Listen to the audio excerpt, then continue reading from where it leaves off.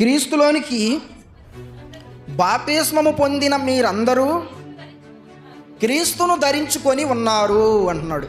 ఏమంటున్నాడండి ఇక్కడ పౌలు గారు గలతీ సంఘానికి రాస్తూ ఒక మంచి విషయాన్ని ఇక్కడ చెప్తున్నాడండి. అదేంటంటే, క్రీస్తులోనికి బాప్తిస్మము పొందిన మీరందరూ క్రీస్తును ధరించుకొని ఉన్నారు. మనందరం ఎవరిని ధరించుకున్నామంట? క్రీస్తును ధరించుకొని ఉన్నాం.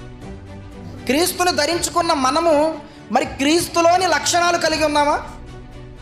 ప్రకృతిని చూస్తే 100% ఆ లక్షణాలు అలాగే కలిగి ఉన్నది. కానీ మనిషిని చూస్తే క్రీస్తును ధరించుకున్నాడు. ఇప్పుడు బాప్తిస్మం తీసుకోవడం అంటే అర్థం ఏంటి?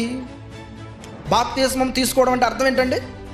క్రీస్తుని ధరించుకోవడము, క్రీస్తు యొక్క ఆయన లక్షణాలను ధరించుకోవడం, ఆయన వేషం వేయడం కాదు.